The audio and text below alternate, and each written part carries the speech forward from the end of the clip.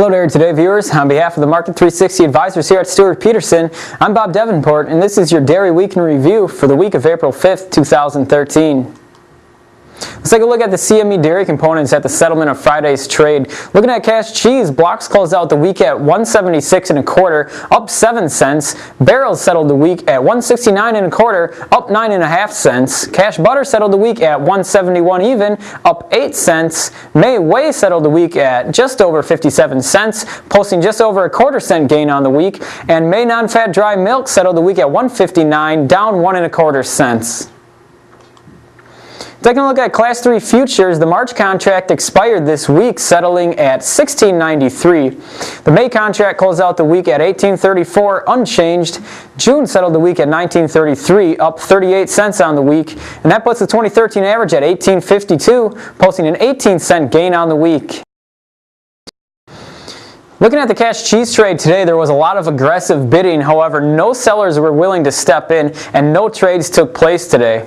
The black barrel average settled the week at 172 3/4, posting an 8 1/4 cent gain on the week.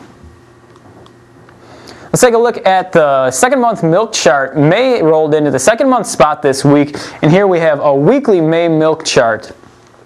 May traded as high as $18.75 during the week and as low as $18.17. However, May closed out the week unchanged at $18.34. The spike that we saw in milk prices this week was mostly due to the latest Fonterra Global Dairy Trade auction results. We'll get into those a little bit later. Looking at weekly slaughter, slaughter came in at 64,400 head for the week ended March 23rd. That's down about 900 head from the week prior. We've seen a steady decline now over the past 2 weeks, but year-to-date slaughter rates are still tracking about 5% ahead of 2012. With the higher milk prices we're currently seeing and some seasonality, we should see a drop in slaughter rates as we head farther into spring.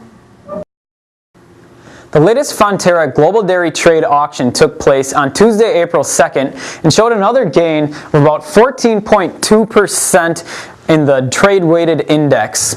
That's the highest level we've seen in the trade-weighted index since way back in 2007. Now, the release of the results on Tuesday is what caused the spike in milk prices that we saw during Tuesday and Wednesday's trade. It was very similar to what we saw 2 weeks ago with the release of the prior Global Dairy Trade auction. We saw a spike in prices earlier in the week, and then we took back most of those gains in the days following the release of the auction results. The Fonterra cheddar cheese price gained 6.6% on Tuesday's auction, and that priced cheddar at the equivalent of $2.10 a pound. At the time, this put CME cheddar at a record 44-cent discount, as on Tuesday, CME cheddar was priced at just $1.65 1/4.